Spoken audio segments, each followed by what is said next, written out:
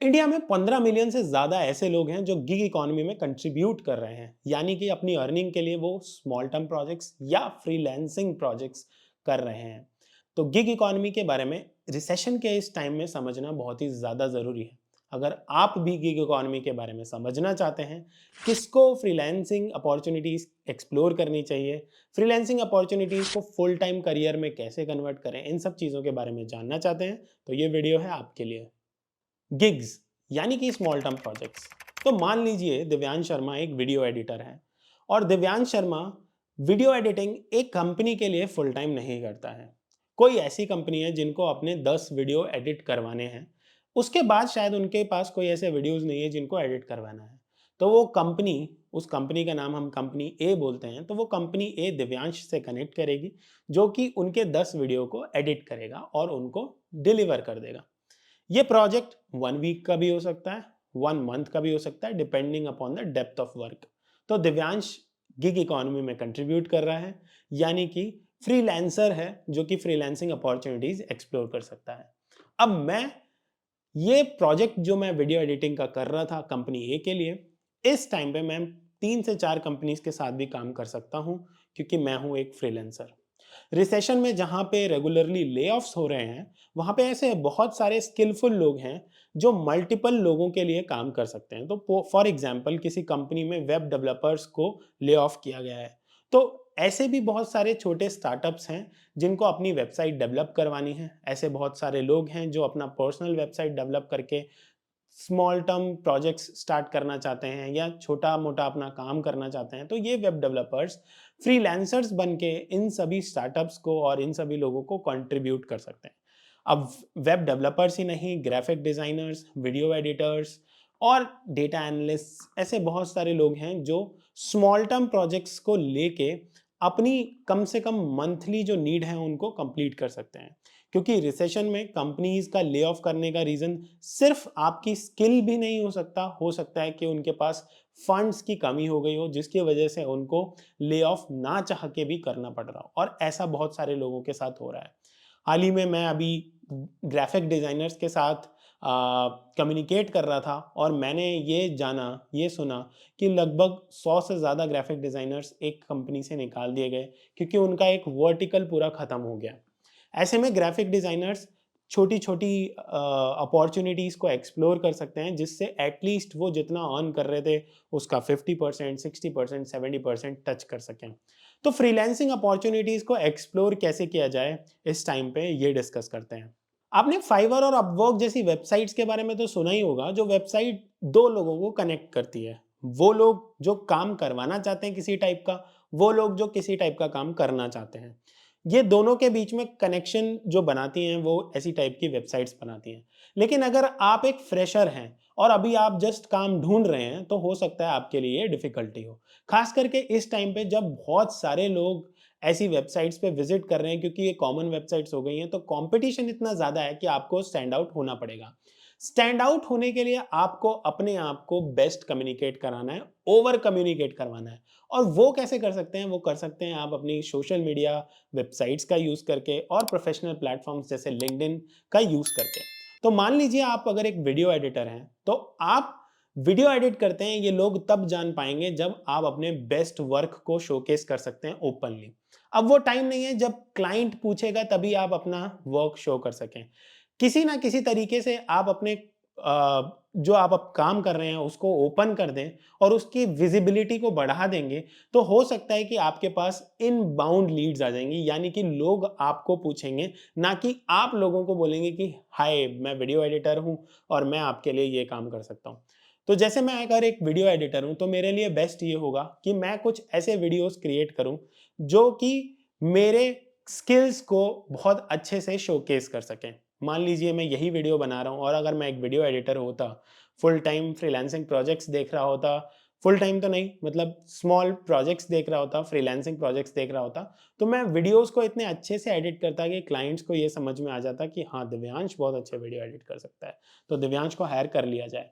इन videos को मैं LinkedIn पे स्मॉल बाइट्स के रूप में डालता, इंस्टाग्राम में रील्स बना के डालता, यूट्यूब में लॉन्ग फॉर्म डालता और ट्विटर में थ्रेड्स बना के छोटे-छोटे सैंपल्स डालता। इससे क्या होता कि लोगों को मेरे काम के बारे में पता चलता। इसके अलावा मैं वीडियो बनाने के लिए कुछ ऐसे टॉपिक्स पिक करता जिन टॉपिक्स के बारे में लोग रिसर्च करते हैं, जिनको कहते हैं कि keywords. For example 5 video editing tips which I want to give to you, 5 mistakes which video editors commonly do. ऐसे में लोगों को ये पता चलता है कि आप अपने काम के बारे में बहुत ज़्यादा सोचते हो और बहुत ज़्यादा गहराई से काम करते हो। उनका ट्रस्ट बिल्ड हो जाता है और वो आपसे डायरेक्टली कम्युनिकेट करते हैं।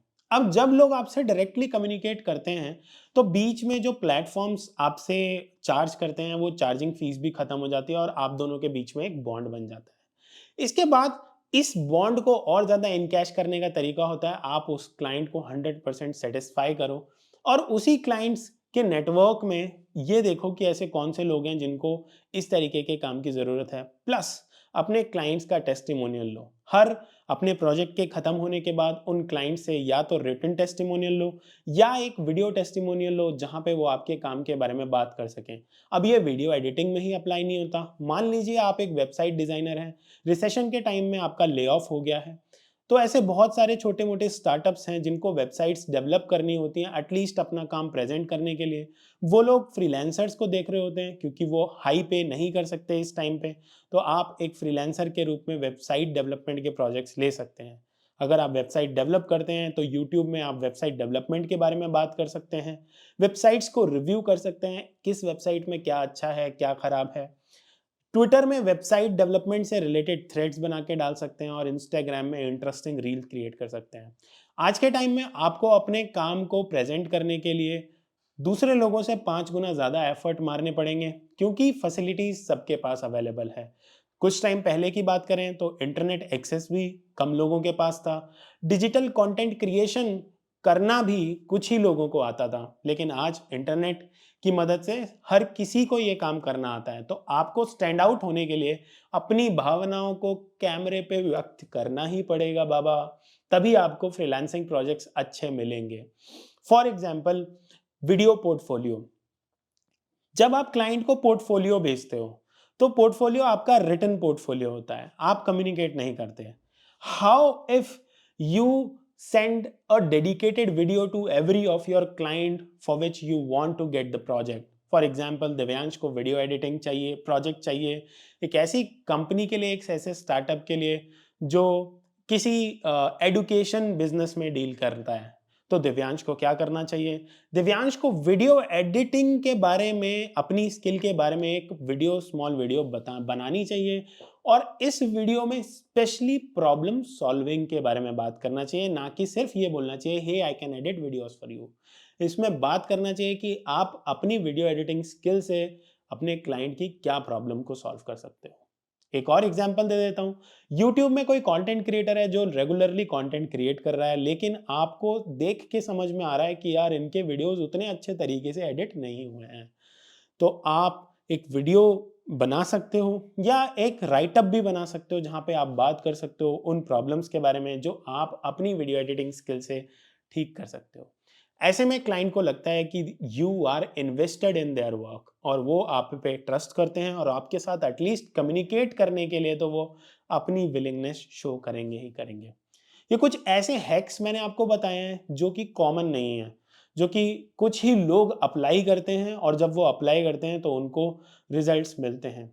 फ्रीलांसिंग अपॉर्चुनिटीज को लंबे समय तक वो ही लोग अवेल कर पाते हैं और वही लोग पाते हैं जिनकी नेटवर्किंग अच्छी हो जाती है, यानी कि वर्ड ऑफ माउथ स्ट्रांग हो जाता है। एक क्लाइंट के लिए काम किया, उनके टेस्टिमोनियल से दूसरे क्लाइंट मिले, उनके टेस्टिमोनियल से और क्लाइंट्स मिले, अपनी आउटबाउंड रीच जो आप कर रहे हो उससे आपको क्लाइंट्स मिले और ऐसे आपका एक नेटवर्क बन गया।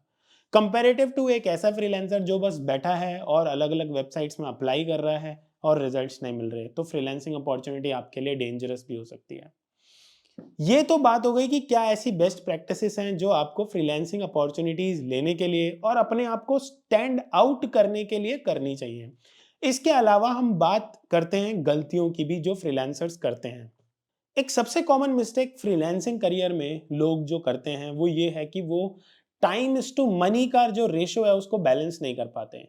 काम करना होता है 5 6 7 क्लाइंट्स के साथ, तो ये नहीं डिसाइड कर पाते कि किस काम को कितना टाइम देना चाहिए। कभी किसी क्लाइंट के काम के लिए बहुत ज़्यादा टाइम देते हैं, वहाँ पे मनी कम आ रही होती है। कभी किसी क्लाइंट के काम के लिए बहुत कम टाइम दे रहे होते हैं और वहाँ पे मनी और आउटपुट जो है वो बहुत ज़्यादा होता है। आउटपुट सिर्फ अपफ्रंट मनी पे ही डिपेंडेंट नहीं करता। आउटपुट हो सकता है आपको लेट भी मिले। आपको ये समझना होगा कि कौन से क्लाइंट के साथ आपका जो बॉन्ड है वो कितने लेवल तक बन सकता है, यानी आप कब तक उनके साथ जुड़े रह के ग्रो कर सकते हो। तो अगर कोई ऐसे क्लाइंट हैं जिन्होंने आपको सिर्फ एक ही प्रोजेक्ट दिया है, लेकिन अगर एक प्रोजेक्ट आपने अच्छा किया तो आपके लिए दरवाजे खुल जाते हैं आगे के प्रोजेक्ट्स के लिए भी। तो मैं कहूँगा वहाँ पे आपको ओवर डिलीवरी करनी चाहिए, यानी कि जितना आपसे एक्सपेक्ट किया जा रहा है कि दिव्यांश इतना ही काम करके देगा, उससे कम से कम 2-3 गुना फालतू काम करना चाहिए। क्योंकि वहाँ पे आप ओवर डिलीवरी करके अपना टाइम वेस्ट नहीं कर रहे हो। वहाँ पे ओवर डिलीवरी करके आप अपने आप को शोकेस कर रहे हो कि भाई ये तो हो गया सैंपल वर्क जो आपने दिया था। अब आप जो फ्यूचर में वर्क देने वाले हो वो भी आप मेरे को दें, उसके लिए मैंने ये sample work best of the best बना के दिया है। ये हो गया, आपने टाइम ज़्यादा दिया, हालाँकि आपको हो सकता है वो वन टाइम मनी जो है वो कम मिल रही हो। दूसरी तरफ आपको कोई ऐसा क्लाइंट मिला है जिनकी रिक्वायरमेंट सिर्फ अभी तक की है, तो मान लीजिए वीडियो एडिटिंग की बात करते हैं। कोई प्रोफेशनल है, उनको अपने कंपनी में भेजने के लिए एक वीडियो एडिट करवाना है, तो ये समझना ज़रूरी है कि वो प्रोफ़ेशनल हर बार वीडियो तो एडिट नहीं करवाएगा।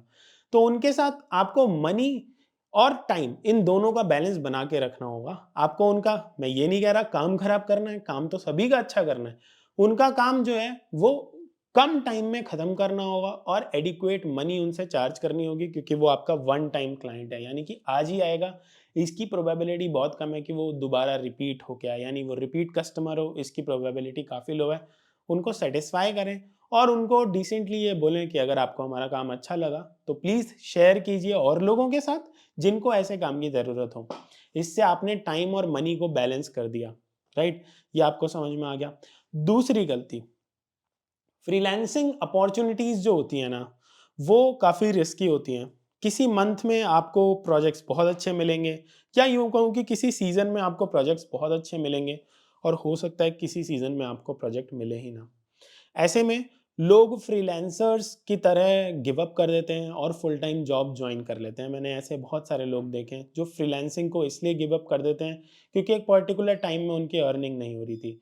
ऐसे में आपको अपना बैकअप बना के रखना बहुत ज़रूरी है। तो फॉर एग्जांपल, अगर आप किसी महीने में लाख रुपए कमा रहे हैं और किसी महीने में 85,000 रुपए कमा रहे हैं, आपको अपने प्रोजेक्ट्स से अपनी सैलरी ड्रॉ करनी है, ना कि अपने सारे पैसे यूज़ कर लेने हैं।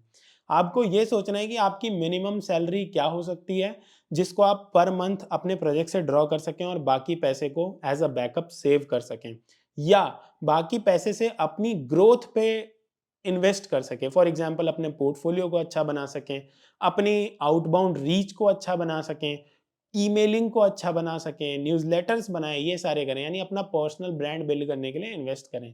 ताकि जब आपको काम नहीं मिल रहा है, तो आप इतना ज़्यादा कम्युनिकेट कर रहे हैं कि आपके पास एक फ़नल बिल्ड होता जा रहा है। तो आप अपने जो आपका मनी है, उसको इस तरीके से ही स्पेंड करें कि आप एक सैलरी ड्रॉ कर रहे हैं। दूसरी चीज़, जो फ्रीलांसर्स होते हैं, वो फुल टाइम किसी कंपनी के लिए काम नहीं करते, तो ऐसे बहुत सारे पर्क्स हैं जो फुल टाइम एम्प्लॉइज़ को मिलते हैं, फ्रीलांसर्स को नहीं मिलते। मेडिकल इंश्योरेंस हो गया, पीएफ हो गया, लीव्स हो गई, ये सारे पर्क्स फ्रीलांसर्स को नहीं मिलते।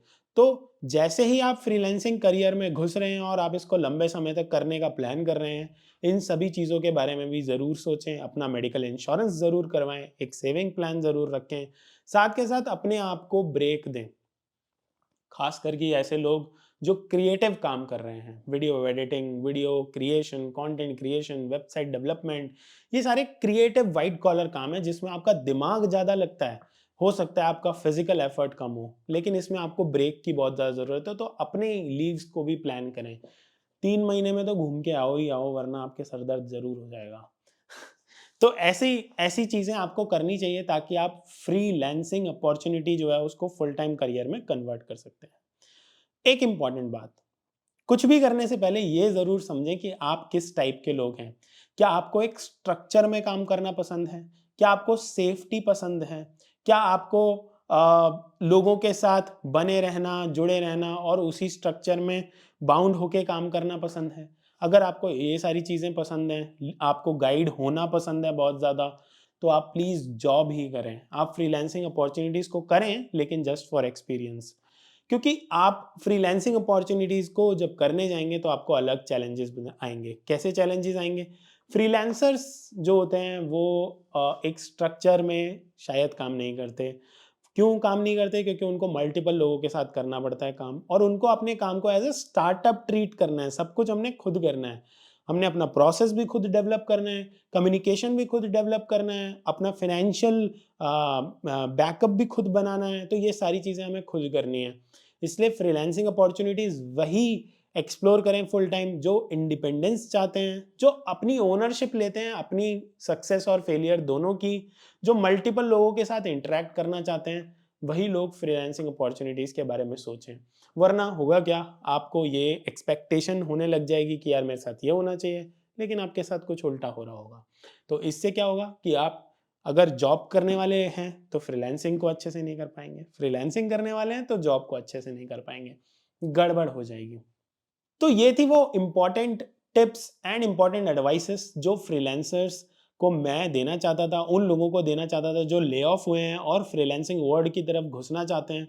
उनको ये समझना ज़रूरी है कि ये वर्ल्ड कैसा है, इसके बारे में और डिटेल में समझें। एक वीडियो में मैं भी पूरी बातें कंप्लीट नहीं कर सकता था, बट मैंने वो सारी चीज़ें बताई जो इम्पोर्टेंट हैं, जो या तो मैंने खुद एक्सपीरियंस करी हैं या लोगों को एक्सपीरियंस करते हुए देखा है।